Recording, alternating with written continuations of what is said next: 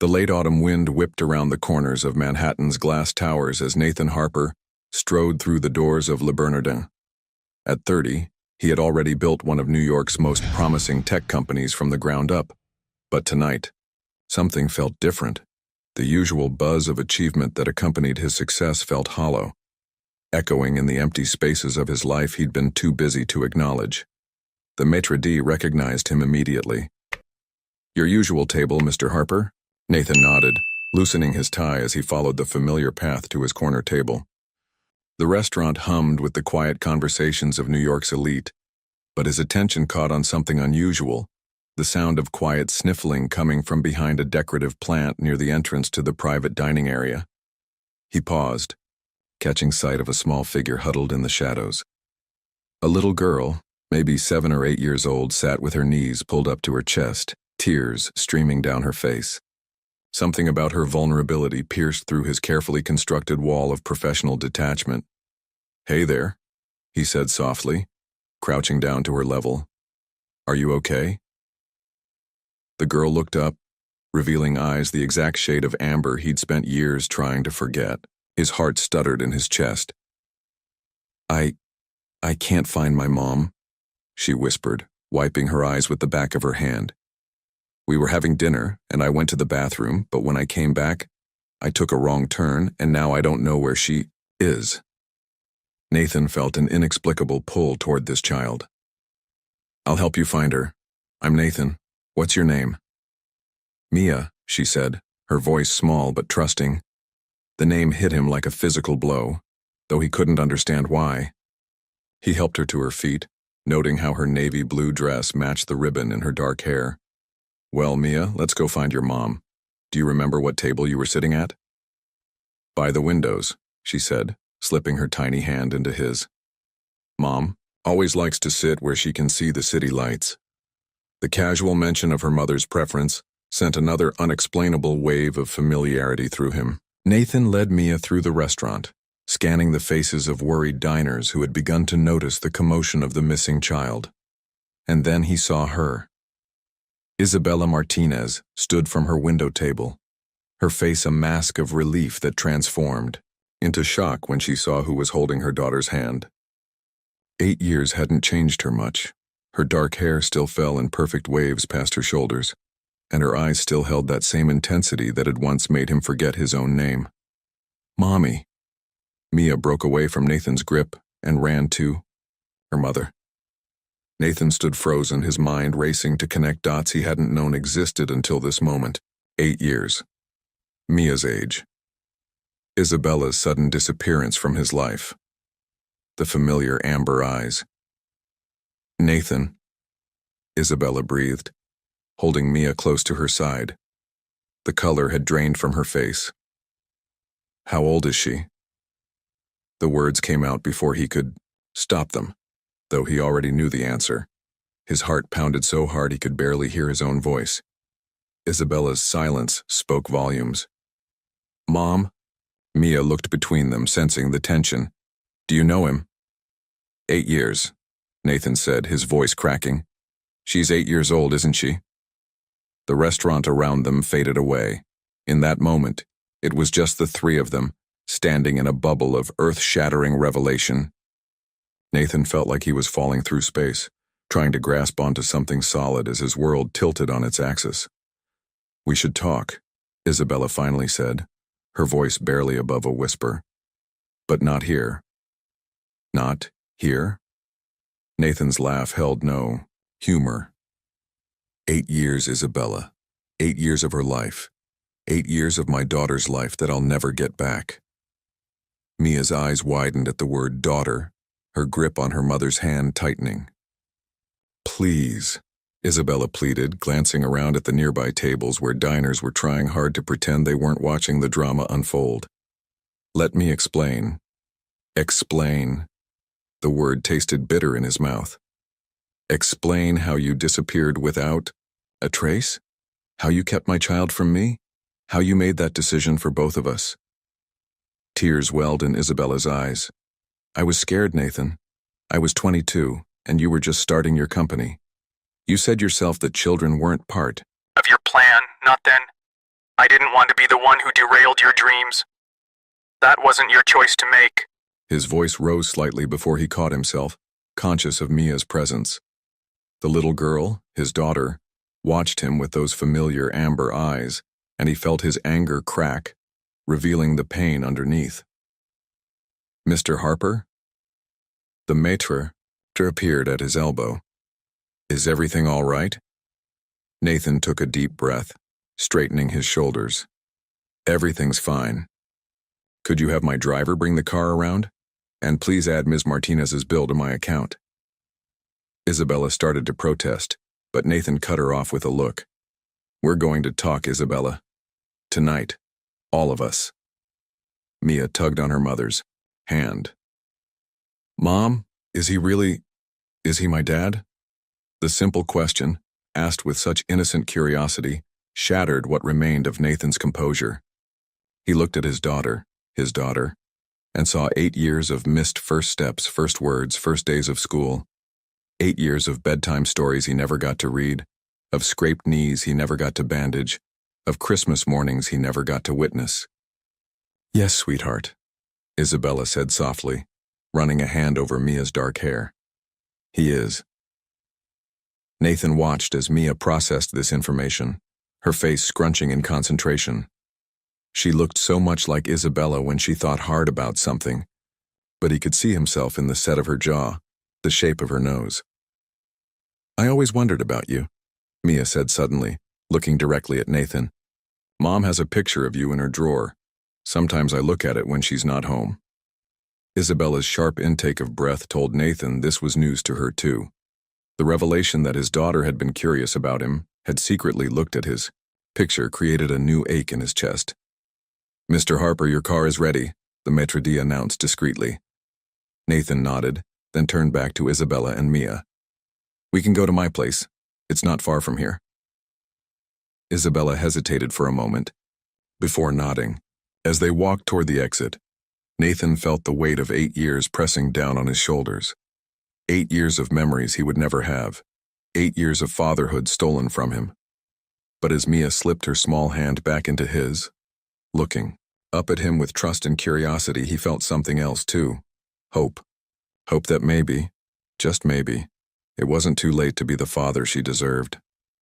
The New York night enveloped them as they stepped outside, the city lights twinkling like stars against the dark sky.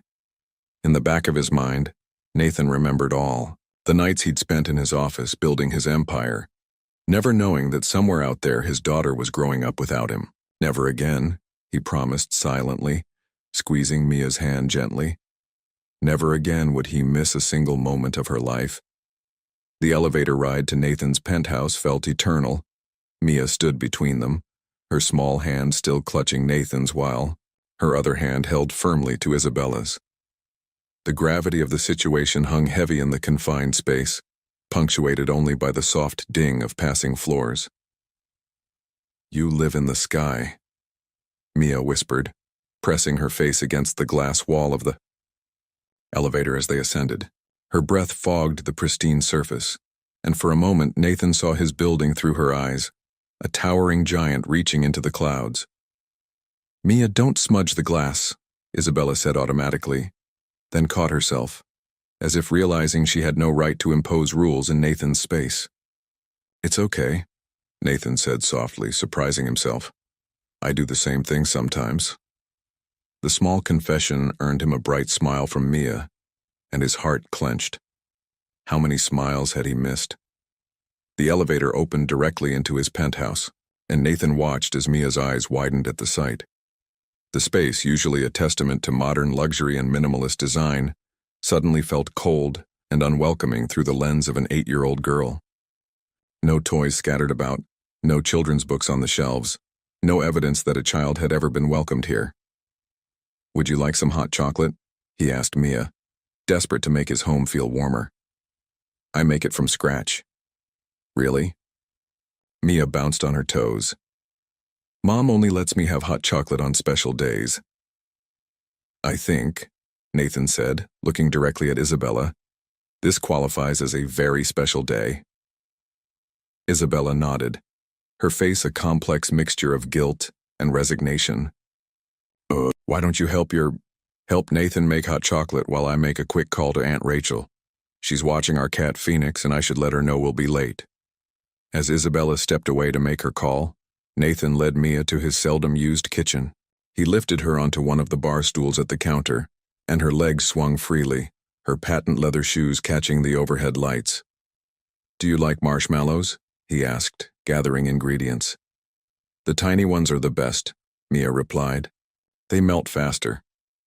Nathan's throat tightened. Such a simple preference, one of countless little things he should have known about his daughter. "I agree," he managed to say, pulling out a bag of mini marshmallows from his pantry. As he heated the milk and chocolate, Mia watched him with intense concentration. "Mom says I'm not allowed to use the stove by myself." "Your mom is very wise," Nathan said, stirring the mixture. "Safety is important." "Is that why you weren't with us?" Mia asked suddenly. "Because it wasn't safe?" The innocent question nearly made Nathan drop the spoon. From the other room, he heard Isabella's phone conversation go quiet. "No, sweetheart," he said carefully, turning to face his daughter. "I wasn't with you because I didn't know about you. But if I had known—" He took a deep breath. "If I had known about you, nothing could have kept me away." "Not even your big company?" Mia pressed, revealing that she understood more than they might have assumed. "Not even that," Nathan confirmed, pouring the hot chocolate into mugs.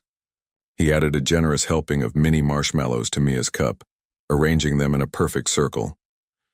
Isabella returned just as Nathan was setting the mugs on the counter. She looked like she'd been crying, but she'd tried to hide it. "Rachel says, 'Hi,'" she said to Mia, forcing brightness into her voice. "Phoenix knocked over his water bowl again. He always does that," Mia giggled, then took a careful sip of her hot chocolate. Her eyes lit up. "This is the best hot chocolate ever." "Family recipe," Nathan said without thinking, then felt the weight of the word family settle over the room. Isabella wrapped her hands around her mug but didn't drink. "Nathan, about why I left—" "Not yet," he interrupted, nodding toward Mia. "First, I want to hear about my daughter. Everything. Her favorite color, her best subject in school, what makes her laugh, what scares her, what she dreams about becoming. 8 years of stories, Isabella. Start talking." For the next hour, they sat in Nathan's living room as Isabella shared stories of Mia's life. Her first word, book. Her first steps, toward the cat. Her first day of school. She didn't cry, but Isabella did. With each story, Nathan felt the magnitude of what he'd missed more keenly, but he also found himself falling deeper in love with this little girl, who was half him, half Isabella, and entirely her own person. Mia curled up on the couch between them, adding her own commentary to her mother's stories, until her energetic interruptions became slower, sleepier. Within minutes, she was asleep, her head resting against Nathan's arm. "She's never this comfortable with strangers," Isabella whispered, watching their daughter sleep. "I'm not a stranger," Nathan said, his voice tight with emotion. "I'm her father. I just didn't know it until today." He looked up at Isabella, 8 years of questions burning in his throat. "Why, Isabella? Really? Why?" Isabella stood up and walked to the floor-to-ceiling windows, staring out at the glittering city below.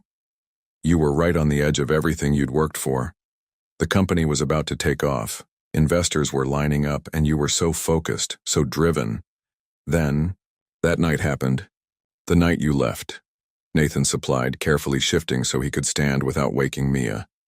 "The night before I left," Isabella corrected. "You were talking about the future, about all your plans. You said children would have to wait at least 5 years, maybe more. You said you couldn't afford distractions." "You were never a distraction," Nathan growled, keeping his voice low. "I was 22 and terrified," Isabella continued. "When I found out I was pregnant 2 weeks later, I convinced myself I would ruin your life, that you would resent me, resent the baby, resent having to choose between your dreams and your family. So you chose for me. Nathan said, anger seeping into his words. You decided I couldn't handle being a father and a CEO. You didn't even give me a chance. I know, Isabella whispered, pressing her forehead against the cool glass. God, Nathan, I know. I've replayed that decision every day for 8 years. Every time Mia asked about her father, every time she accomplished something amazing, every time I saw news about your success, I wondered if I'd made the biggest mistake of my life. Not wondered, Nathan corrected. You did make the biggest mistake, but not because of my success or my dreams. He moved to stand behind her, close enough to smell the familiar scent of her perfume. The biggest mistake was thinking I could ever resent something created by our love. Isabella turned to face him, tears streaming down her face.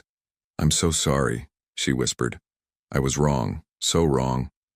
But Nathan, you should see her report cards, her science projects.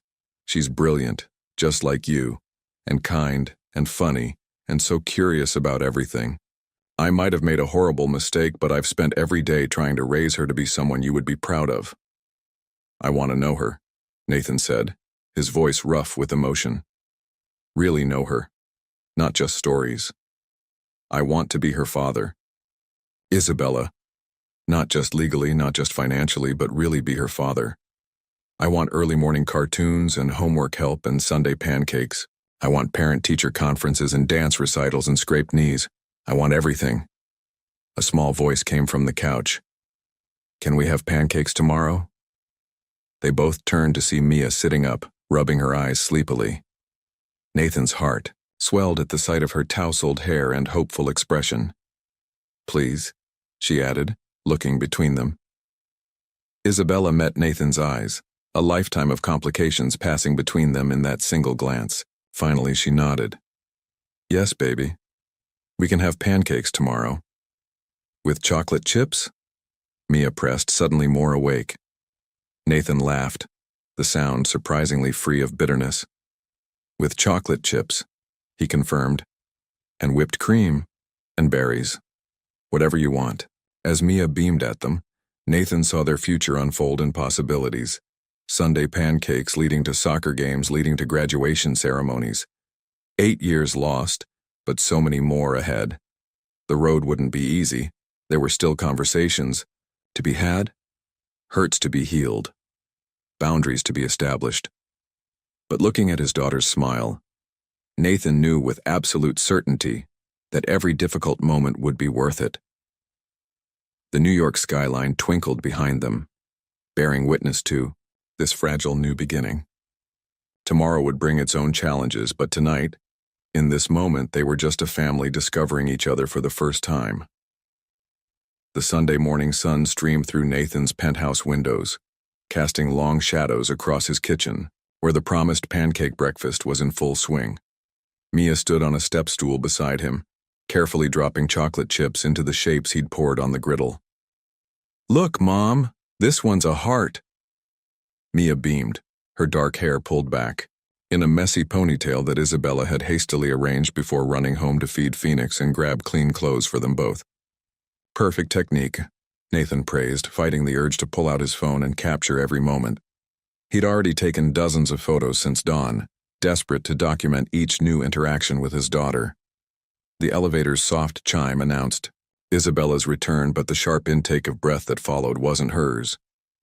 Nathan Alexander Harper, why aren't you answering your phone? I've been... Catherine Harper's voice cut off abruptly as she rounded the corner into the kitchen. Her perfectly manicured hand flew to her throat as she took in the scene before her. Her son in weekend clothes making pancakes with a little girl who could have stepped straight out of his own childhood photos. Grandma? Mia asked innocently, looking from Nathan to Catherine. Is she my grandma? The spatula clattered from Nathan's hand to the counter. Mother, I can explain. Isabella Martinez, Catherine breathed, ignoring her son as Isabella emerged from behind her in the hallway. 8 years and here you are in my son's kitchen with... Her voice trembled as she looked at Mia again. Mrs. Harper, Isabella started, but Catherine held up a hand. How old are you, sweetheart? Catherine asked Mia directly, her voice gentler than Nathan had heard it in years. 8, Mia answered proudly. I'll be 9 in March. Catherine's knees seemed to buckle. Nathan rushed forward to help her to a bar stool, but she waved him off, her eyes never leaving Mia's face. March, Catherine repeated. March 15th? Isabella nodded silently.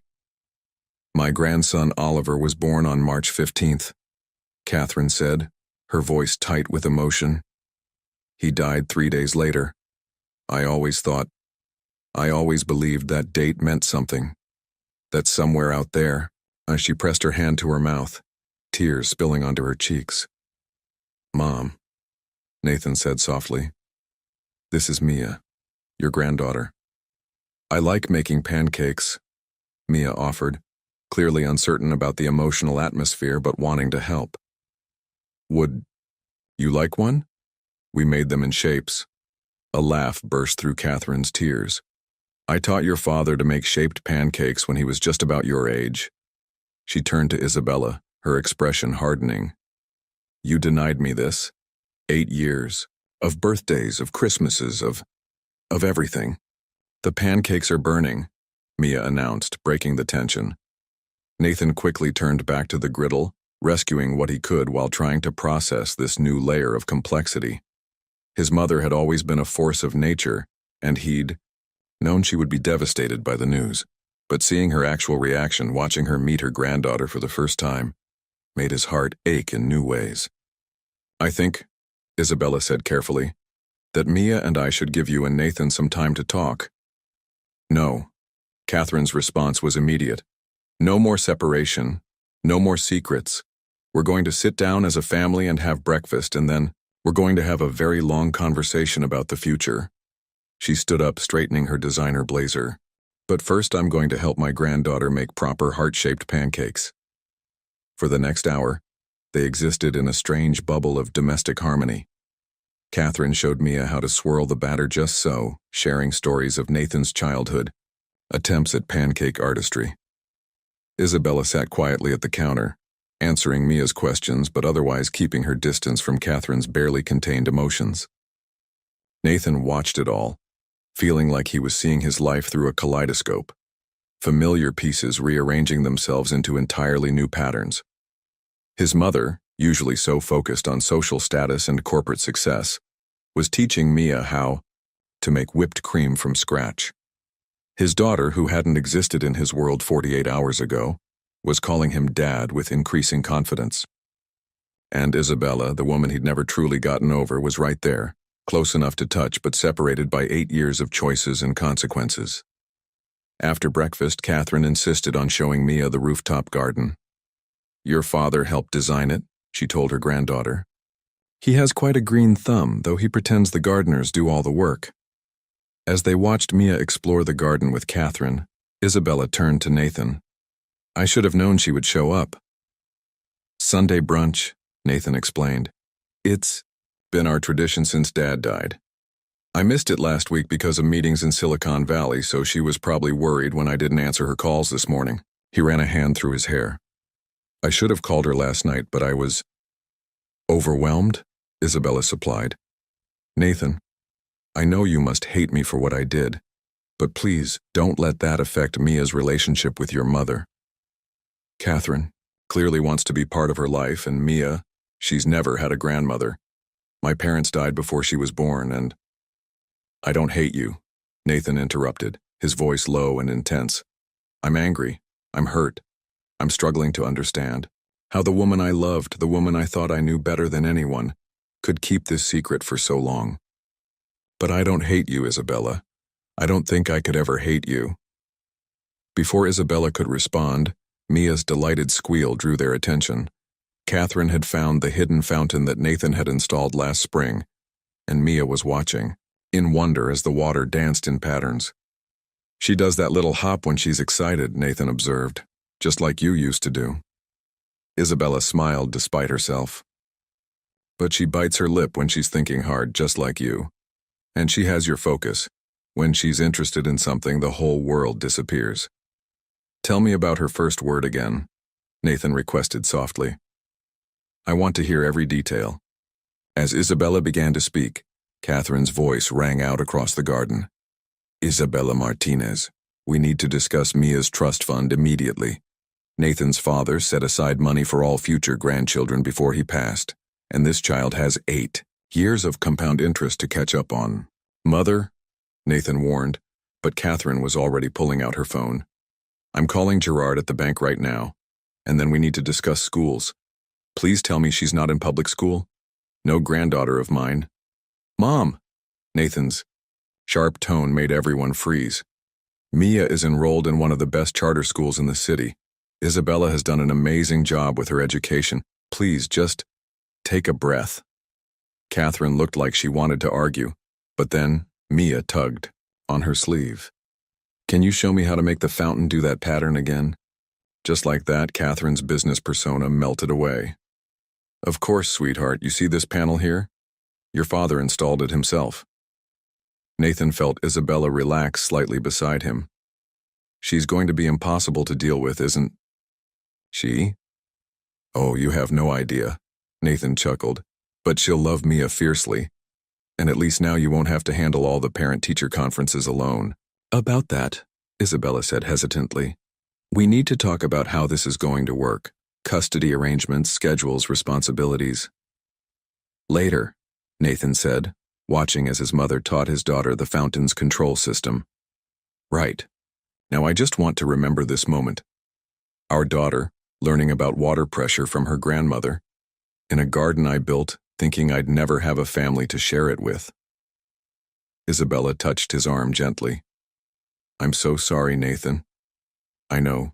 I keep saying it, but I am. I thought I was protecting everyone, but I was just afraid. Afraid of losing my independence, afraid of resenting you, afraid of you resenting me. I let fear make my decisions, and I robbed all of us of so much time. We can't get those years back, Nathan said, covering her hand with his own. But we can make sure we don't waste any more time. Mia deserves to have all of us, wholly, completely, without reservation. As if hearing her name, Mia looked over at them and waved. The morning sun caught her smile, and for a moment, Nathan saw the future reflected in it. Family dinners and holiday celebrations, school plays and graduation ceremonies, a lifetime of moments yet to come. The past might have been lost, but the future was full of possibilities. Monday morning hit Nathan like a cold shower. After the emotional whirlwind of the weekend, walking into TechVision's gleaming headquarters felt surreal. The familiar buzz of his tech empire seemed somehow hollow now, knowing what he'd been missing all these years. Mr. Harper, the board, is waiting in the conference room, his assistant Olivia Chen reported as she fell into step beside him. And Mr. Rodriguez from Silicon Valley Ventures has called 3 times already this morning. Nathan nodded, his mind still on the goodbye he'd shared with Mia an hour ago. She'd hugged him tight, asking if he would come to her school science fair next week. The thought of missing it made his chest ache. Push Rodriguez to tomorrow. What's the board's agenda? The Singapore expansion, Olivia said, handing him a tablet. They're concerned about your suggestion to delay the launch. Of course they were. The Singapore office had been his obsession for months, until 48 hours ago, when his entire world shifted on its axis. Now, staring at the projections and timelines on the screen, all he could think about was how many nights away from Mia this project would require. The board members rose as he entered the conference room. Thomas Walsh, his longest-serving board member, spoke first. Nathan, we've reviewed your email about postponing Singapore.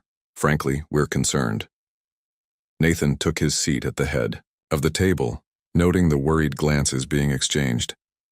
The timing isn't right, he said firmly. We need to restructure our approach.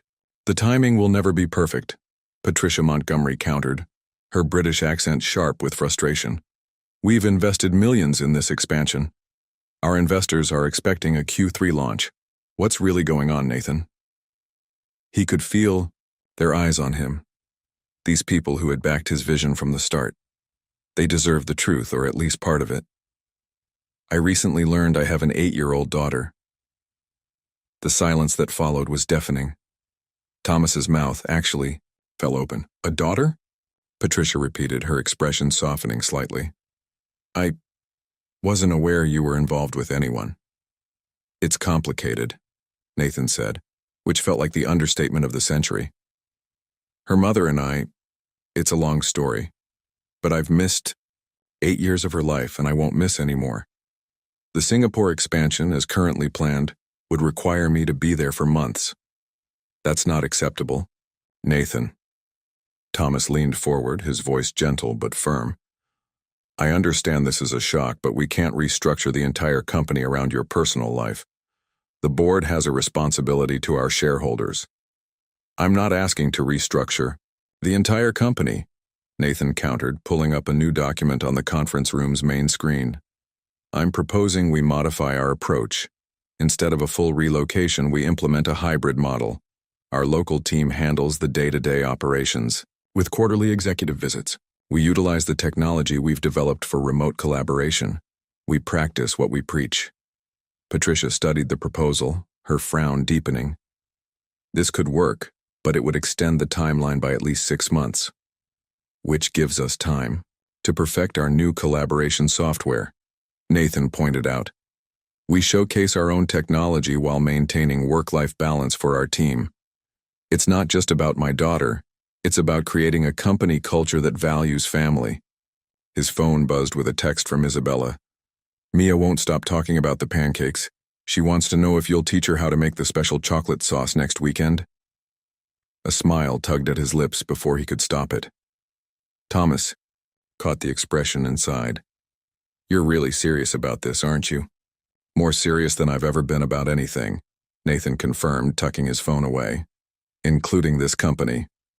The board members exchanged glances. Finally, Patricia spoke up. We'll need to see a detailed proposal, timeline adjustments, cost analysis, risk management strategies. And you'll need to personally reassure our major investors. Already working on it, Nathan said, signaling Olivia, who began distributing tablets. The full proposal is on your devices now. Take the rest of the day to review it.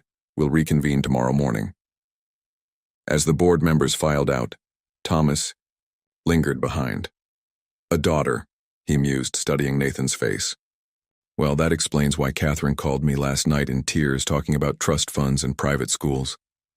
Nathan groaned. She's already making calls? Your mother is nothing if not thorough. Thomas chuckled. She wanted my opinion on the best way to transfer some of your father's educational trust into an account for Mia, is it? Yes. Nathan smiled despite himself. And let me guess, she's already researching summer programs and extracurricular activities? Among other things, Thomas confirmed. But Nathan, are you sure about this? Children change everything. The Nathan Harper I know has always been solely focused on building this company. The Nathan Harper you know didn't realize what he was missing, Nathan said quietly. When I saw her in that restaurant, Thomas, and it was like everything I thought was important suddenly wasn't. Or rather, it was still important, but in a completely different way. Love at first sight? Thomas raised an eyebrow. Something like that, Nathan agreed. Except it's not just about Mia. Seeing Isabella again. He trailed off, not sure how to explain the complicated mix of emotions her presence stirred up. Ah, Thomas's eyes twinkled. The plot thickens. You know, I always wondered why you never seemed interested in any of the eligible women Catherine paraded in front of you. Now I'm beginning to understand. Before Nathan could respond, Olivia appeared in the doorway. Mr. Harper? Isabella Martinez is here to see you. She says it's urgent. Nathan's heart jumped. Send her in. Isabella appeared moments later, looking professional in a tailored suit but with worry lines creasing her forehead.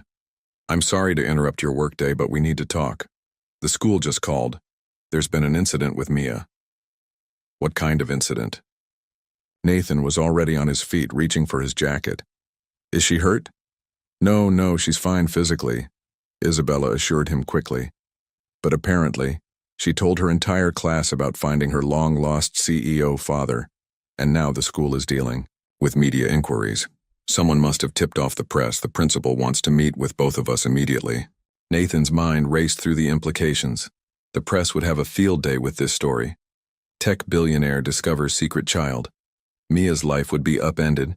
Isabella would be scrutinized, judged. Everything would change. Thomas, he turned to the older man. Can you handle the investor calls today? Thomas nodded, already pulling out his phone. Go, be a father. I'll take care of things here. As they rode the elevator down to the parking garage, Isabella twisted her hands nervously. I'm so sorry, Nathan. I should have thought about this. Should have prepared her. Hey. Nathan caught her fidgeting hands in his. We'll figure this out. Together. The word hung between them, heavy with promise and possibility. Isabella's fingers tightened around his for a moment before she pulled away. Together, she repeated softly, as the elevator doors opened to the waiting world. The hallways of Greenwich Academy were eerily quiet as Nathan and Isabella followed, the administrator to Principal Diana Morrison's office. Through a classroom window, Nathan caught a glimpse of Mia sitting alone, her shoulders slumped as she read a book. The sight made his chest tighten. Mr. Harper, Ms. Martinez. Principal. Morrison greeted them, her expression grave. Please sit down. We have a situation that requires immediate attention. Nathan noted the open laptop on her desk, displaying several news websites. The headlines made his blood run cold. Tech billionaire's secret love child discovered. Tech Vision. CEO's hidden heir revealed. 8-year cover-up. Nathan Harper's unknown daughter. Vultures. Isabella whispered, her face pale. They're already spinning it. Mia shared her discovery with her classmates during morning circle time, Principal Morrison explained. Children being children, they told their parents. One parent happens to be a reporter for the New York Post. How is she? Nathan demanded. Mia, is she okay? The principal's expression softened. She's confused. Some of the children asked rather insensitive questions about why her father didn't want her before. We've removed her from class for now, but we need a plan moving forward. Nathan's hands clenched into fists. I need to see her. Of course, Principal Morrison nodded. But first, we should discuss security measures. We've already had 3 photographers try to get onto school grounds. I'll have my security team here within the hour, Nathan said, pulling out his phone. And my PR department can help draft a statement for the school. Nathan, Isabella interrupted, touching his arm. Before we do anything else, we need to talk to our daughter. She needs to understand what's happening. Our daughter. The words sent a warm current through his chest, even in the midst of this crisis. You're right. Principal Morrison, where is she? The library. Mrs. Chen is with her. Nathan and Isabella found Mia curled up in a window seat, clutching a worn copy of A Wrinkle in Time. When she saw them, her lower lip trembled. I'm sorry, she said immediately. I just wanted to tell my friends about my dad. Madison was talking about her dad's new car, and I wanted to share too. Isabella reached her first, wrapping her in a tight hug. Oh, sweetheart, you didn't do anything wrong. Nathan knelt beside them, placing his hand on Mia's back. Your mom's right. You have every right to talk about your father. I'm proud to be your dad, and I want the whole world to know it. Mia lifted her tear-stained face. But why are there photographers? Casey said they were trying to take her picture when her mom dropped her off, just because she's in my class. Because some people think our story is interesting, Nathan explained carefully. Remember how I told you I run a big company? Well, sometimes people like to write news stories about business leaders. But this isn't about business, Mia protested. This is about our family. Our family. There it was again, that phrase that made everything else seem insignificant. Nathan shared a look with Isabella over Mia's head. You're right, Isabella said softly. This is about our family, and we're going to protect it. She smoothed Mia's hair back from her face. How would you feel about taking a little break from school, just until things calm down? But the science fair is next week. Mia's eyes widened in panic. I've been working on my project about butterfly migration for months. You'll present it, Nathan assured her quickly. We'll make sure of it. But for now, maybe you could work on it from home, or… He hesitated, glancing at Isabella. From my place. The building has excellent security and there's plenty of room to spread out your project materials. Isabella bit her lip, considering. That might be best. My apartment building isn't equipped to handle media attention. We could both stay. The words tumbled out before Nathan could stop them. The penthouse has 4 bedrooms. You and Mia could have your own spaces, just until this dies down. A complicated series of emotions crossed Isabella's face. Nathan, please, Mom. Mia looked up hopefully. Dad's place has that awesome garden on the roof. I could study real butterfly patterns up there. Dad's place. Nathan's heart did a backflip. Isabella's resistance crumbled visibly. We'll need to pick up some things from home. And Phoenix. The penthouse is pet-friendly, Nathan said quickly. And I'll send someone to pack whatever you need. I can help pack. Mia perked up. I know exactly which books I want to bring. And Phoenix's favorite toys. And maybe my telescope? Dad, do you think we could stargaze from the roof? Definitely, Nathan smiled, already making mental notes to have the roof garden adjusted for optimal stargazing.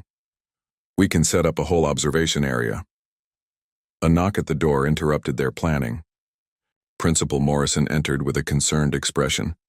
I hate to interrupt, but the media presence outside is growing. If you're planning to leave, I suggest using the service entrance. Nathan's security chief, Michael Torres, appeared behind her. The car's ready, sir. We've created a diversion at the main entrance. Isabella squared her shoulders. Mia, honey, stay between your father and me, okay? Don't look at the cameras if you see any. Like in spy movies? Mia asked, a hint of excitement creeping into her voice. Exactly like spy movies, Nathan confirmed, grateful for her resilience. Operation Protect the Princess is now in effect. Mia giggled, some of her earlier distress fading. Does that make you two the king and queen? Isabella blushed and Nathan felt his own cheeks warm. Something like that, he managed. Now let's get you and your mom somewhere safe. The journey to the car was a blur of quick movements and flashing cameras in the distance. Michael's team formed a protective barrier around them, and soon they were safely ensconced in Nathan's armored SUV. As they pulled away from the school, Mia pressed her face against the tinted window. Will my friends be okay? I don't want them to get bothered because of me. I'll have my team work with the school to ensure everyone's privacy is protected, Nathan promised. And Principal Morrison will make sure all the parents understand the situation. And what about Phoenix? Mia worried. He gets scared of new places. We'll make sure he has all his favorite things, Isabella assured her. And lots of sunny spots to nap in. The living room has these great window seats, Nathan added. Perfect for cats and for reading. Mia's face lit up. Can we stop at the library?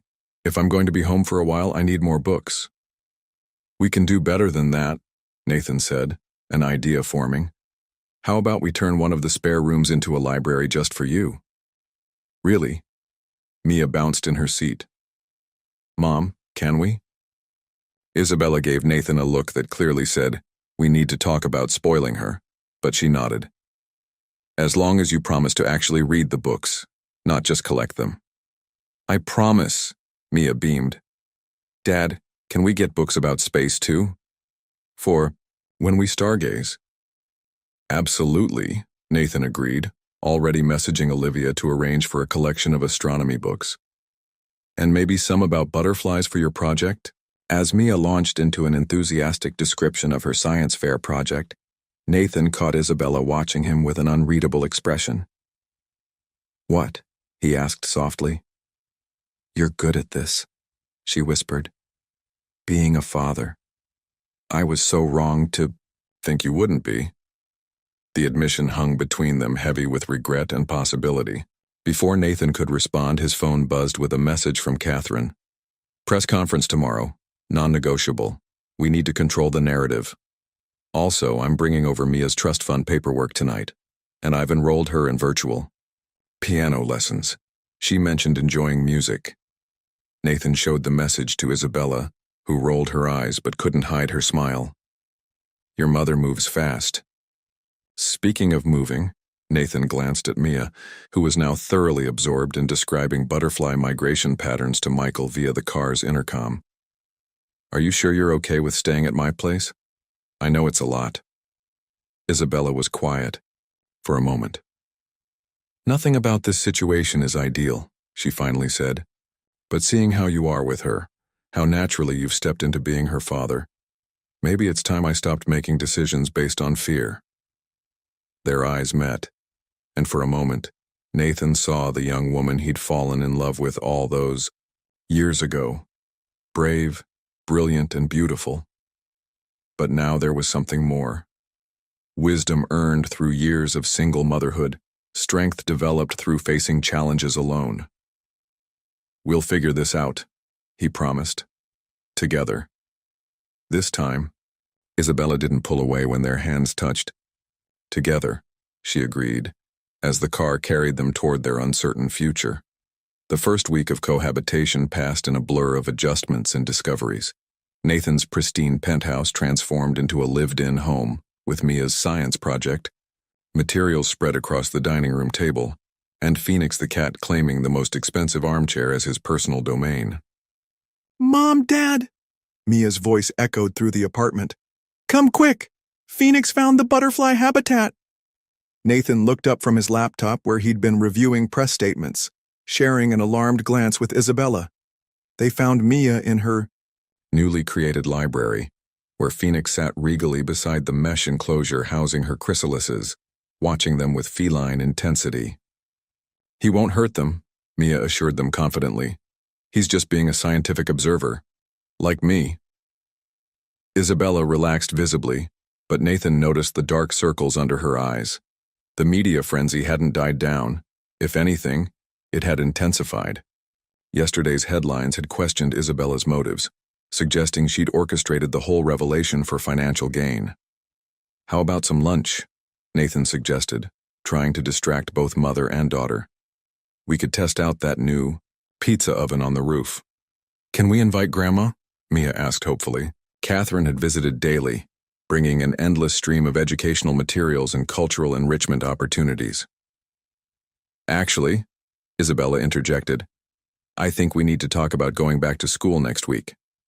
The science fair is coming up and Principal Morrison says the media presence has calmed down. Mia's face fell. But I like being here. I can work on my project whenever I want and Dad helps me with math and Grandma's teaching me about investments.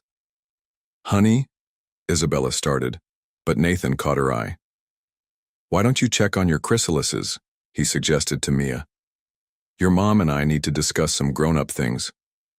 Once Mia was absorbed in her observations, Nathan led Isabella to the kitchen. You're worried about something. Isabella leaned against the counter, exhaustion evident in every line of her body. We can't hide here forever, Nathan.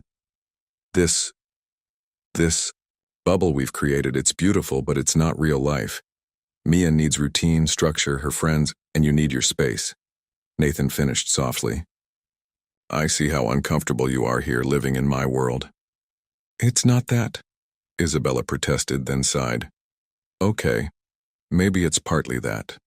Your mother has opinions about everything from Mia's education to my parenting style. The press is painting me as either a gold digger or an irresponsible mother, and you? What about me? You're perfect, she whispered, frustration evident in her voice.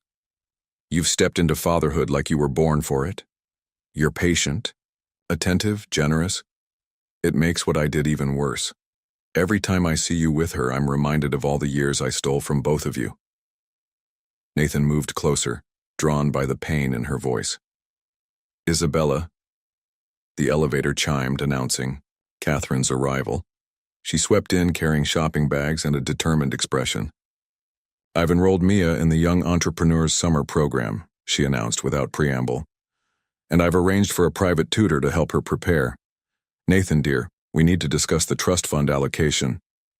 Mother, Nathan interrupted, firmly. Can we talk about this later? Isabella and I are in the middle of something important. Catherine's eyes narrowed as she took in their positions, the tension between them. Of course.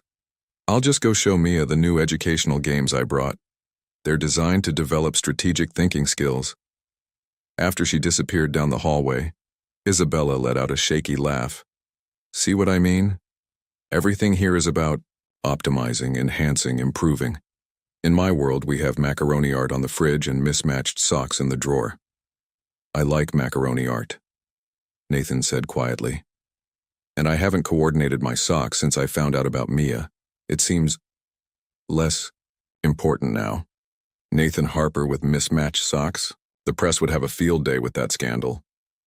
Let them, he stepped closer. Isabella, I don't want you to feel overwhelmed or pushed out of Mia's life. Yes, I want to be involved in everything, make up for lost time, give her every opportunity, but not at the expense of the amazing foundation you've built. You're an incredible mother. You've raised our daughter to be kind, curious, and resilient. I'm in awe of you. Tears welled in Isabella's eyes. I don't deserve your understanding. You deserve everything, he said softly, reaching up to brush away a tear that had escaped. And so does Mia. Which is why we need to find a balance. Not my world or your world, but our world. Together. The moment stretched between them, charged with unspoken feelings. Nathan could feel the familiar pull, the same magnetic attraction that had drawn them together all those years ago. Isabella swayed slightly toward him, her lips parting. Dad? Mia's voice shattered the moment. Grandma says we can build a real scientific laboratory in the spare room, can we? Please? Isabella stepped back, clearing her throat. We should probably... Yeah, Nathan agreed reluctantly. Coming, sweetheart, he called to Mia. They found Catherine and Mia bent over a tablet, reviewing equipment lists for the proposed lab. Phoenix lounged nearby, batting occasionally at Catherine's expensive scarf. Before we commit to any major renovations, Isabella said carefully, we need to discuss our plans for next week. Mia needs to return to school, to her routine. But Mom, your mother's right, Nathan interrupted, earning a surprised look from Isabella. Education comes first. But, he added, as Mia's face fell, that doesn't mean we can't set up a study area here for after school and weekends. Maybe even a small lab space for special projects. Really? Mia brightened. Can I still come over after school? We need to work out a proper schedule, Isabella said, one that includes homework time and reasonable bedtimes. And we need to establish security protocols for school, Nathan added. Michael will coordinate with Principal Morrison. Catherine cleared her throat. I suppose this means you'll be returning to your apartment, Isabella? The question hung heavy in the air. Nathan felt his chest tighten at the thought of empty rooms and quiet mornings. We'll figure out the details, he said before Isabella could respond. The important thing is creating stability for Mia. I can be stable in two places, Mia offered. Like a butterfly that migrates between summer and winter homes. That's actually part of my science project. How creatures adapt to different environments while maintaining their essential nature. Nathan and Isabella exchanged glances, both struck by their daughter's insight. When did you get so wise? Isabella asked, pulling Mia into a hug. Must be all those investment lessons from Grandma, Mia giggled. Later that night, after Mia was asleep and Catherine had finally gone home, Nathan found Isabella on the roof garden. She stood at the railing, looking out over the city lights. I've been thinking, she said without turning around. About what? Mia said. About adapting while maintaining essential nature. And maybe that's what we need to do. Not try to force everything to be perfect, but adapt to our new reality while keeping what matters most. Mia's happiness and stability.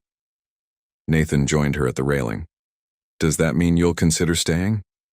Not forever, he added quickly. Just until we figure out a long-term plan? Isabella turned to face him. On one condition. Name it. We do this right. Set boundaries, create structure, make decisions together about Mia's future. No more impromptu labs or summer programs without discussion. Agreed, Nathan said immediately. Though good luck reining in my mother. Isabella laughed softly. I'm starting to realize that's a lost cause. Yesterday she asked me about Mia's debutante ball. Mia is 8. 9 in March, Nathan reminded her, smiling. Speaking of which, I know it's months away, but I was hoping maybe we could plan her birthday together. The simple request seemed to touch Isabella deeply. I'd like that, she whispered. You should know. Every birthday, every Christmas, every milestone. I thought about you. Wondered if I was making the right choices. We can't change the past, Nathan said gently. But we can make sure every future milestone is celebrated, together. Below them, the city hummed with life, while above, the stars twinkled through breaks in the clouds. Somewhere in between, in this garden in the sky, two people who had once lost each other began to find their way back. Not to what they had been, but to what they could become. The science fair was in full swing when Nathan noticed something was wrong. He'd arrived early to help Mia set up her butterfly migration display, carefully transferring the newly emerged monarchs to their observation habitat. Isabella had gone to get more pushpins for their presentation board, leaving father and daughter to make final adjustments. And here, Mia was explaining enthusiastically to the judges, you can see how the butterflies orient themselves using the Earth's magnetic field. A commotion at the entrance to the school gymnasium cut her off. Nathan's security chief, Michael, was arguing with someone, a woman Nathan hadn't seen in years. His blood ran cold. Dad? Mia tugged at his sleeve. What's wrong? Before he could respond, Victoria Reynolds, his ex-fiancée from 3 years, Ago, pushed past Michael and strode toward them. Her designer heels clicked against the gymnasium floor, drawing every eye in the room. So it's true, Victoria announced, her voice carrying across the science fair. The great Nathan Harper has a secret daughter. How fascinating. Nathan stepped in front of Mia protectively. Victoria, this isn't the place. When were you going to tell me? Victoria demanded. We were engaged for a year, Nathan. All that. Talk about not being ready for children, and meanwhile you had a daughter hidden away. I didn't know, Nathan said firmly, aware of Mia shrinking behind him. I only found out recently, and my personal life is no longer your concern. No longer my concern? Victoria laughed bitterly. You destroyed our relationship because you claimed you weren't father material. But look at you now, playing happy. Families with your little mistake and her mother. Don't you dare. Isabella's voice cut through the tension like a blade. She stood behind Victoria, her arms full of presentation materials, her eyes blazing. Don't you dare call my daughter a mistake. Victoria spun around. Ah, the woman of the hour. Tell me, did you plan this? Wait until he was successful before springing the trap? Mrs. Reynolds. Principal Morrison appeared, her expression stern. I'm going to have to ask you to leave. This is a school event. It's Ms. Reynolds, Victoria corrected coldly. Thanks to Nathan's commitment issues, she turned to Mia, who was clutching her project board like a shield. I hope you know what you're getting into, little girl. Your father isn't exactly known for sticking around. That's enough. Nathan's voice thundered through the gymnasium. Parents and children froze, startled by the outburst from the usually composed CEO. Security will escort you out, Victoria. If you ever come near my daughter again, I'll file for a restraining order. As Michael led a protesting Victoria away, Nathan turned to find Mia trembling, tears in her eyes.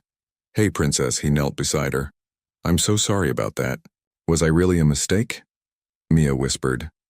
No, both Nathan and Isabella said simultaneously. Isabella dropped the supplies and wrapped Mia in a tight hug. You were never a mistake, Isabella assured her. You were a surprise, the most wonderful surprise of our lives. But she said Dad doesn't stick around, Mia's voice cracked. Is that true? Nathan felt his heart breaking. Mia, look at me. He waited until her tear-filled eyes met his. Victoria and I broke up because something was missing. I didn't know what it was then, but now I do. I was missing you and your mom. You're not just my daughter, You're my missing piece. I'm never going anywhere, Princess. Never. Principal Morrison cleared her throat gently. The judges are ready to continue if Mia feels up to it. Mia wiped her eyes, straightening her shoulders in a way that reminded Nathan so much of Isabella. I want to finish. My butterflies didn't let bad weather stop their migration, and I won't let this stop me. Pride swelled in Nathan's chest as Mia resumed her presentation, explaining the complex patterns of butterfly navigation with renewed determination. Isabella stood beside him, their shoulders touching slightly. She gets that strength from you, he murmured. She gets it from both of us, Isabella replied softly. But Nathan, Victoria wasn't entirely wrong. You did have commitment issues. I had emptiness issues, he corrected. I was trying to fill a void I didn't understand. Nothing felt right because nothing was you. Isabella's breath caught, but before she could respond, applause erupted around them. The judges were shaking Mia's hand, and her face glowed with achievement. First place in the environmental science category, Principal Morrison announced, proudly. And an invitation to the state competition next month. Mia launched herself into their arms and they caught her together, forming a family embrace that felt so natural it made Nathan's chest ache. Can we celebrate with ice cream? Mia asked. All of us together? Actually, Catherine's voice rang out as she approached, somehow having materialized at the perfect moment. I've arranged a small celebration at Le Bernardin, the same table where you all found each other. Isabella tensed slightly. That's very thoughtful, Catherine, but maybe something simpler. I want to go, Mia interrupted. It's like completing a migration cycle, returning to where we started but different now. That's what my project was about. Nathan couldn't help but laugh. She's got us there. Our daughter, the scientist. Our daughter, the philosopher, Isabella added, relaxing slightly. As they gathered their things, Nathan noticed Victoria's outburst had attracted media attention. Photographers had gathered outside the school gates. Michael, he called his security chief over, we'll need the secondary exit strategy. Already in place, sir, and Michael hesitated. Ms. Reynolds has been added to the security watch list. It appears she tipped off several media outlets about her intention to confront you today. Nathan felt Isabella stiffen beside him. She planned this? Used our daughter's science fair as a publicity stunt? Dad? Mia's voice was small. Are we still going to celebrate? You bet we are, Princess, Nathan assured her, making a decision. In fact, I have an idea.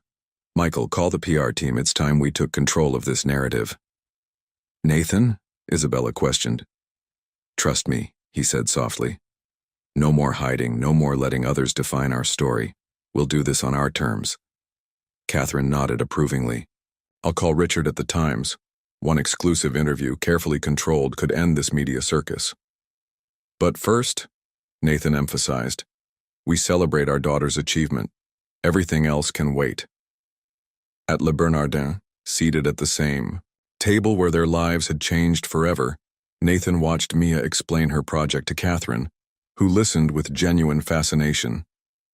Isabella sat beside him close enough that he could feel her warmth. You really want to go public? She asked quietly. Tell our story? Our real story, he confirmed.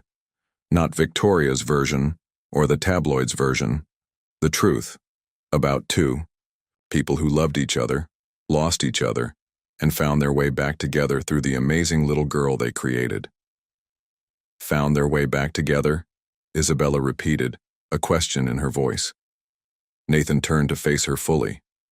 I never stopped loving you, Isabella. Even when I was with Victoria, even when I threw myself into work, there was always this emptiness, this sense that my real life was happening somewhere else.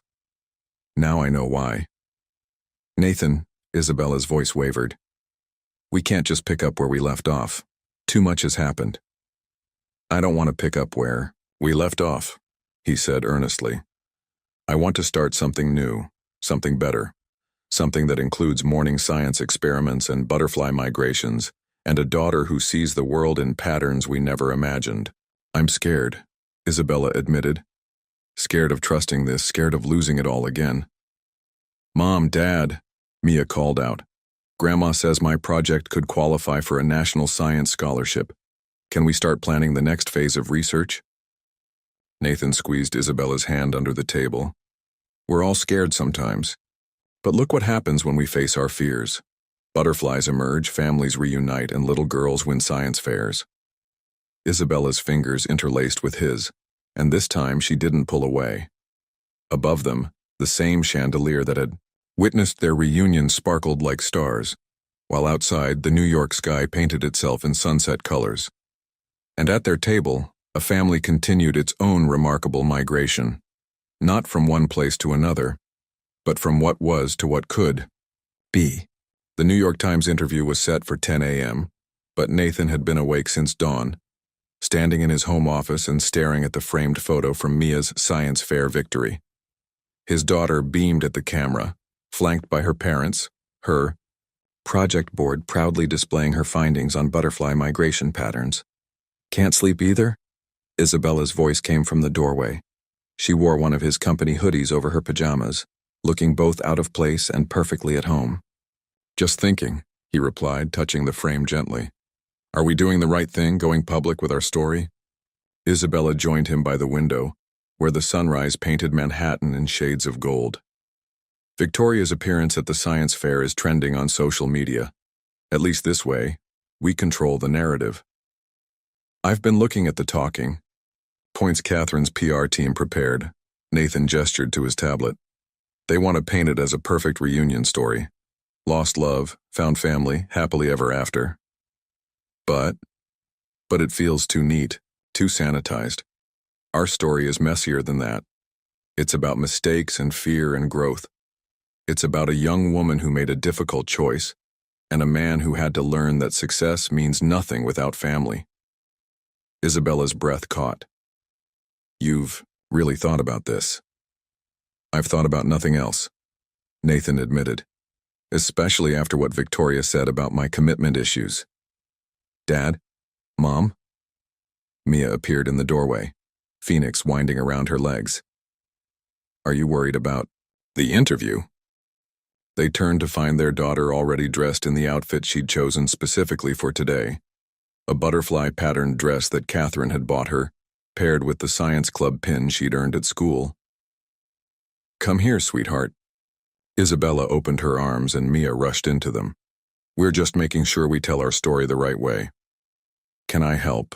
Mia asked. I'm good at explaining things. My science teacher says I make complicated stuff sound simple. Nathan laughed softly. Actually, Princess, you might be exactly what we need. How would you explain our family to someone? Mia thought for a moment, her expression serious. Well, it's like my butterfly project. Sometimes butterflies get blown off course during migration, and they have to find new paths, but they always know where home is, even if they've never been there before. You and Mom are like that. You got blown off course, but you found your way back home. To each other. To me. Isabella's eyes filled with tears. When did our little girl get so wise? Probably around the same time she started teaching me about lepidopterology. Nathan smiled, using the scientific term for butterfly study that Mia had drilled into him. A knock at the door interrupted their moment. Catherine entered, already immaculately dressed, followed by Thomas Walsh from the board. The Times reporter will be here in an hour, Catherine announced. Isabella, dear, I've brought some outfit. Options. Mom, Nathan interrupted. We're doing this our way, no staged photos, no scripted answers. Just our family telling our truth. Catherine opened her mouth to protest, but Thomas laid a hand on her arm. He's right, Catherine. The public can spot artifice, but this? He gestured to the three of them, still in their morning clothes, Mia's butterfly dress adding a pop of color. This is real. But the shareholders will appreciate authenticity, Thomas finished. Nathan's not just a CEO anymore. He's a father who's found his child. That's a story people understand. The next hour passed in a whirlwind of preparation. Despite Catherine's protests, Isabella kept Nathan's hoodie on over a simple white blouse and jeans. Nathan remained in his casual weekend clothes, though he did concede to running a comb through his hair. Mia set up her butterfly habitat in the living room, insisting it was an important part of their story. The reporter Claire Richardson arrived precisely at 10 a.m. She was younger than Nathan expected, with kind eyes and a notebook rather than a recording device. "I prefer to write things by hand," she explained. "Helps me capture the feeling, not just the facts." They settled in the living room, where morning light streamed through the windows and Phoenix had claimed his usual spot on the expensive armchair. "So," Claire began, "let's start at the beginning. The night you found each other at Le Bernardin." Nathan and Isabella shared a glance, but it was Mia who spoke first. "Actually," she said confidently, "the story starts before that. It starts with two people who loved each other but got scared. Like my butterflies when there's a storm. Sometimes they have to wait it out before they can fly again." Claire's pencil moved across her notebook. "That's a beautiful metaphor, Mia. Would you tell me more about your butterflies?" As Mia launched into an explanation of her science fair project, Nathan watched the reporter's expression soften. She wasn't just getting a story, she was witnessing a family. "Mr. Harper," Claire turned to him, "there's been speculation about why Ms. Martinez kept Mia's existence from you. Some have suggested financial motives." "The truth is simpler," Nathan said, reaching for Isabella's hand.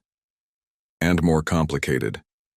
We were young, ambitious, scared. Isabella made a choice that she thought would protect everyone. Was it the right choice? No. But the wrong choice made for the right reasons is something we all understand. I thought I was protecting his dreams," Isabella added softly. "Instead, I was standing in the way of his greatest dream, being a father." "And now?" Claire asked. "After Victoria Reynolds's public accusations about commitment issues?" Nathan felt Mia tense beside him. "Victoria got one thing right," he said carefully. "I did have trouble committing. Because somewhere inside I knew I was missing something vital. Now I know what that was. I was missing my family. Even if that family includes a cat who sheds on designer furniture?" Claire smiled, noting Phoenix's dominion over the armchair. "Especially then," Nathan laughed. "I've learned that real luxury isn't about pristine spaces or perfect order. It's about butterfly habitats in the living room and science experiments at the dinner table. It's about hearing your child's laughter echo through rooms that used to be too quiet." "And the business side?" Claire pressed. "How has this affected Tech Vision?" "We're restructuring some operations," Nathan explained. "Creating more flexible work arrangements, better parental leave policies. Having Mia has shown me that success isn't just about profit margins. It's about building a company that values family life." "Speaking of family," Catherine interjected smoothly, "we're establishing a STEM scholarship foundation in Mia's name, inspired by her science fair success." Mia's eyes widened. "Really? Can it help other kids study butterflies?" "It can help kids study anything they're passionate about," Nathan confirmed, making a mental note to discuss this new development with Isabella later. The interview continued for another hour, flowing naturally between serious topics and lighter moments like Mia demonstrating her butterfly habitat and Phoenix attempting to participate in every photo. After Claire left, promising to send them an advance copy of the article, Isabella turned to Nathan. "A scholarship foundation? Mother's idea," he admitted. "But a good one, I think. Turning this media attention into something positive. Like how butterflies help pollinate flowers while they're migrating," Mia added. "Making good things happen on their journey." Isabella shook her head, smiling. "Everything comes back to butterflies with you, doesn't it?" "Well," Mia said, seriously, "butterflies are pretty amazing. They start as one thing and become something totally different, but they're still themselves. Like us, we're becoming a new kind of family, but we're still us." Nathan pulled both of them into a hug, breathing in the scent of Isabella's shampoo and Mia's butterfly-patterned dress. "When did we get lucky enough to have such a smart daughter?" "March 15th, Isabella whispered against his chest. "The day everything changed." The day everything began, Nathan corrected softly, even if we didn't know it then. Above them, through the penthouse windows, a monarch butterfly floated past on the morning breeze, its wings catching the sunlight like stained glass. Mia gasped in delight. And in that perfect moment, Nathan knew with absolute certainty that no business success, no wealth, no achievement could ever compare to the simple joy of standing in his living room, holding his family, watching a butterfly dance across the Manhattan sky. The New York Times article changed everything and nothing at once. The public's fascination with their story shifted from scandal to celebration, but Nathan found himself more preoccupied with a different kind of change. Isabella and Mia were moving back to their apartment next week. "Dad, you're not focusing," Mia complained, waving her hand in front of his face. They sat at his home office desk, surrounded by papers covered in calculations and butterfly migration patterns. The state science competition was approaching, and Mia had expanded her research to include climate change impacts on migration routes. "Sorry, Princess. You were saying about the temperature variations?" "Never mind that." Mia put down her pencil. "Are you sad because we're moving back home?" Nathan's heart clenched. When had his daughter become so perceptive? "I'm going to miss having you here every day," he admitted. "But you'll still see us all the time, right? Mom said we're only 20 minutes away and you're coming to all my science club meetings and Sunday brunches with Grandma and—" "Of course," Nathan assured her quickly. "Nothing's really changing. We're just migrating to a different pattern." Mia's face lit up at his use of her favorite metaphor. "Like how butterflies have multiple roosting sites during their journey. Our apartment can be one site and your penthouse can be another, and we'll float between them like—" "Are you two talking about butterflies again?" Isabella appeared in the doorway looking amused. She'd been packing up their temporary bedroom, preparing for the move that felt increasingly like an ending rather than a beginning. "Dad's worried about us leaving," Mia announced with characteristic directness. Isabella's expression softened. "Mia, honey, could you go check on Phoenix? I think he's gotten into the packing boxes again." Once Mia had bounced away, Isabella closed the office door and perched on the edge of Nathan's desk. "We knew this was temporary," she said gently. "Did we?" Nathan stood, unable to contain his restless energy. "Because these past weeks having you both here, it hasn't felt temporary. It's felt right. Nathan, marry me." The words hung in the air between them. Isabella's eyes widened. "What?" "Marry me," Nathan repeated, more firmly this time. "Not because of Mia, though God knows she's the best reason in the world. Not because of the press or public opinion or my mother's plans for our future. Marry me because I love you. Because I never stopped loving you. Because these weeks have shown me that my life doesn't work without you in it. Nathan, we can't just—" "Why not?" He moved closer, taking her hands in his. "Give me one reason why we can't build on what we've rediscovered. One reason that isn't fear." Isabella's fingers tightened around his. Because...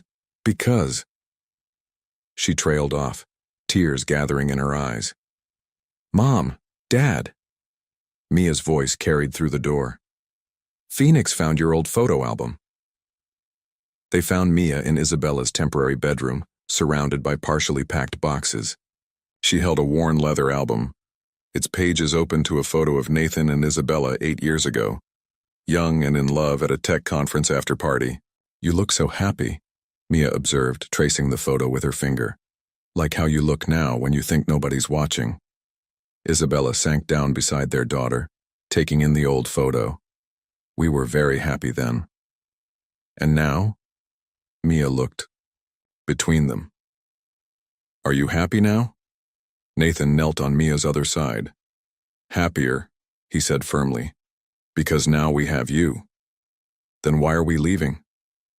The simple question, asked with a child's straightforward logic, seemed to pierce straight through Isabella's carefully constructed walls. "We don't have to," she whispered, so softly Nathan almost missed it. "What?" Isabella looked up, her eyes meeting his with newfound clarity. "We don't have to leave, unless you've changed your mind about what you just asked me." "Never." Nathan breathed. Asked you what? Mia demanded, looking between them. What's happening? Your father, Isabella said, her voice gaining strength. Just asked me to marry him. Mia's squeal of delight probably carried through the entire building. Really? Like really, really? Can I be in the wedding? Can Phoenix be the ring bearer? Can we have butterfly decorations? Slow down, princess, Nathan laughed, his heart feeling lighter than it had in years. First, your mom has to actually say yes. Oh! Mia turned to Isabella with wide eyes. Mom, say yes, please. We can all live here together and have pancake breakfasts every day and… Mia, Isabella interrupted gently. Could you give your father and me a moment alone? Once Mia had reluctantly left the room, though they could hear her practically bouncing in the hallway, Isabella turned to Nathan. Did you mean it, she asked, about marrying me? More than I've ever meant anything, even though I kept Mia from you for 8 years? Even though, he confirmed. Isabella, those years are gone. We can't get them back, but we can make sure every year from now on is filled with family and love and, apparently, butterflies. A laugh escaped through Isabella's tears.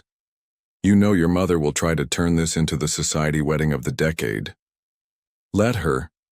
Nathan moved closer, cupping Isabella's face in his hands. As long as you're the one walking toward me at the end of the aisle, she can plan whatever she wants. The press will have a field day. Let them. The board. Isabella, Nathan interrupted. Stop finding reasons why we shouldn't. Give me one reason why we should. She was quiet for a moment, then said softly, because when I see you with Mia, my heart feels so full it might burst. Because watching you become the father I always knew you could be has made me fall in love with you all over again. Because every morning I wake up here, in this home we've created together, I think about how afraid I used to be of needing someone, and how now I'm only afraid of losing this feeling. Is that a yes? Nathan whispered, his heart pounding. Instead of answering, Isabella kissed him. It was soft and sweet and tasted like promise, like future, like home. A muffled squeal from the doorway broke them apart. Mia stood there, hands clasped over her mouth, practically vibrating with excitement. I'm guessing that's a yes? She asked hopefully. Isabella laughed, holding out her arms. Mia rushed into them, and Nathan wrapped his arms around them both, creating a family cocoon. That's a yes, Isabella confirmed. If you're okay with it? Are you kidding? Mia beamed. This is better than winning the state science fair. Let's not get carried away, Nathan teased. Nothing's better than science. Well, Mia considered, her expression serious. Maybe this is like scientific convergent evolution, when two separate things naturally come together because it's the best way to be. Like how butterfly wings and flower patterns evolve to match each other. How do you always have a butterfly fact ready? Isabella wondered, amazed. Because butterflies are the best metaphor for us, Mia said with absolute certainty. They show that beautiful things take time and changes can be scary but worth it. And home isn't just one place. It's wherever your family is. Nathan held his family closer, thinking about all the changes ahead. Moving Isabella and Mia's things permanently into the penthouse, dealing with Catherine's elaborate wedding plans, merging their lives completely. But looking at his daughter's joyful face and feeling Isabella's heart beating in time with his, he knew Mia was right. Home wasn't the penthouse or Isabella's apartment or even the garden where Mia studied her butterflies. Home was this. These arms, these hearts, this love that had taken 8 years to fully emerge from its chrysalis, spreading its wings at last. 1 year later, the rooftop garden of Nathan's, now their penthouse, had been transformed. Strings of lights twinkled overhead like stars, and potted wildflowers created natural aisles between rows of chairs. But the centerpiece of the decoration was Mia's contribution, a butterfly sanctuary she had designed herself, filled with monarchs that danced through the evening air. The timing is perfect, Mia explained to the gathered guests, every inch the proud junior scientist in her flower girl dress. The migration season is just beginning, so they'll join their wild cousins after the ceremony. Catherine dabbed at her eyes, watching her granddaughter command attention from New York's elite. She's presenting at the National Science Foundation next month, you know, she informed anyone within earshot. Youngest presenter in their history. In the penthouse below, Isabella stood before a mirror, her wedding dress simple but elegant. I can't believe your mother actually agreed to a small ceremony, she said to her reflection, knowing Nathan's mother could have easily turned this into a society spectacle. She didn't have a choice, Nathan's voice came from the doorway. Mia convinced her that too many guests would disturb the butterfly's flight patterns. Nathan, Isabella spun around. You're not supposed to see me before the ceremony. He stood in his tuxedo, hands raised in surrender but eyes drinking her in. I couldn't wait. Besides, considering our history, I think we've had enough separation. Isabella's expression softened. Hard to believe it's been a year since you found us at Le Bernardin. Found you? Nathan moved closer, careful not to touch her but needing to be near. More like we found each other, all of us. A knock at the door interrupted them. Mom? Dad? Mia's voice carried through. Grandma says it's time and the butterflies are in perfect formation. They shared a laugh. Their daughter's obsession with butterflies had only grown over the past year, leading to her groundbreaking research on urban butterfly habitats. The National Science Foundation presentation was just the latest in a string of achievements that made both parents burst with pride. I'll see you up there, Nathan said softly. I'll be the one looking like the luckiest man alive. The ceremony itself was intimate, but powerful. Thomas Walsh officiated, his voice carrying across the rooftop as he spoke about love that stands the test of time and separation. Mia stood between her parents, holding both their hands, as they exchanged vows. 8 years ago, Nathan began, his voice thick with emotion. I thought I knew what success looked like. I had everything I thought I wanted, but I felt empty. Now I know why. Every achievement, every milestone meant nothing because I couldn't share it with you and our amazing daughter. Isabella squeezed Mia's hand as she delivered her own vows.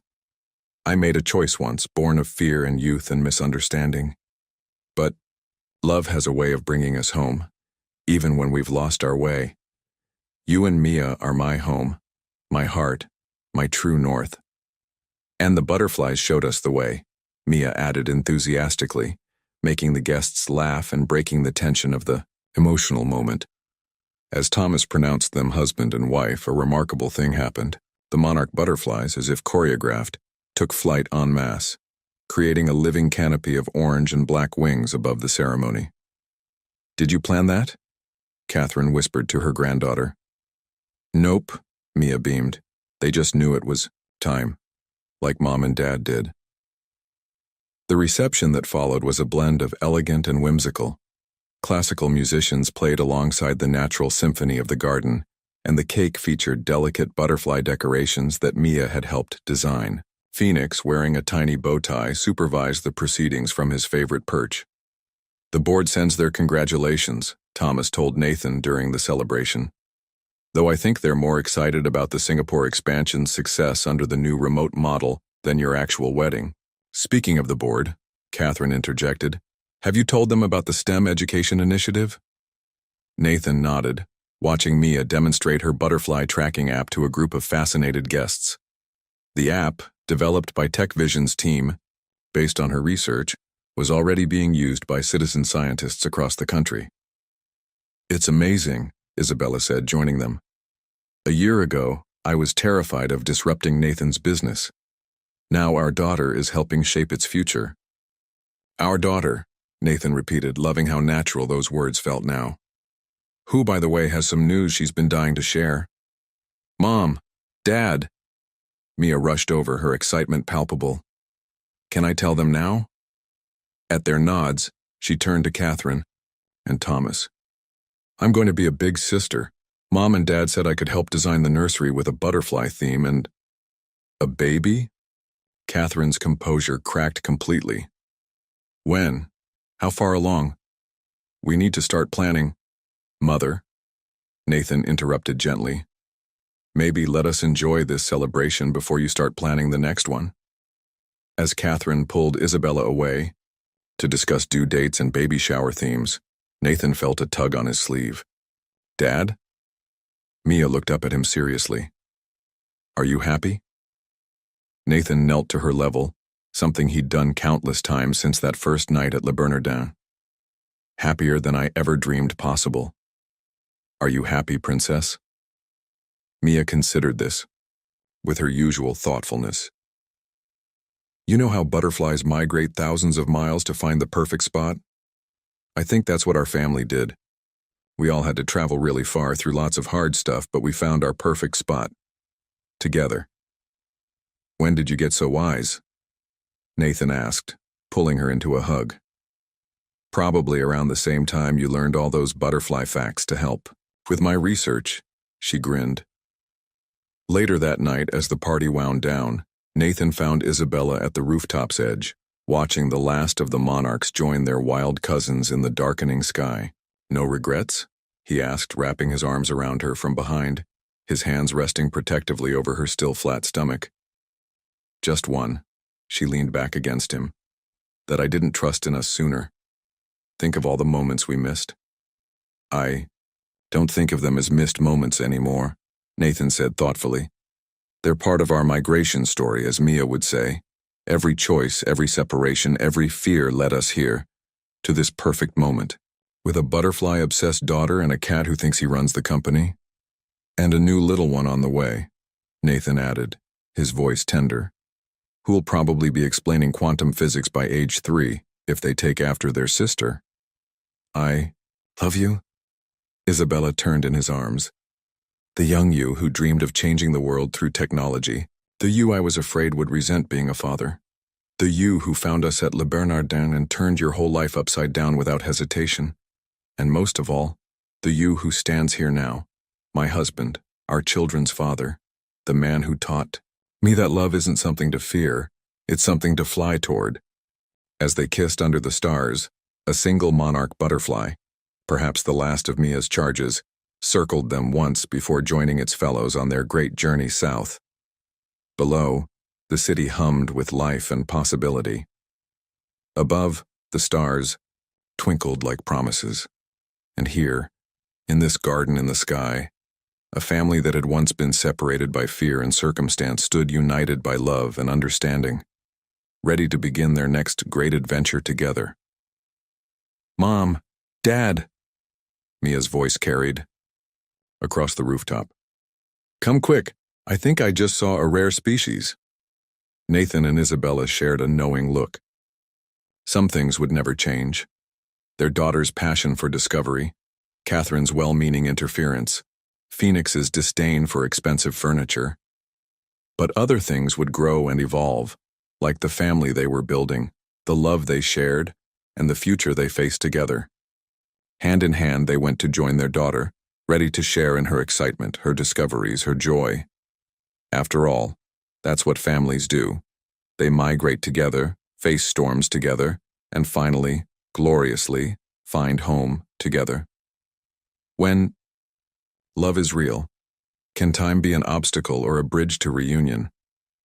Nathan and Isabella were separated for 8 years, but when they met again, their love was even stronger, transformed by maturity and the precious gift they shared, their daughter Mia. Do you believe that true love stands the test of time, that sometimes we need to lose ourselves to really find ourselves? Your participation in the channel is very important. Please leave your opinion in the comments. Thank you for watching. If you enjoyed the story, please subscribe to our channel and leave a comment below letting us know what you thought. Your feedback and support mean a lot to us. Stay tuned for more exciting stories.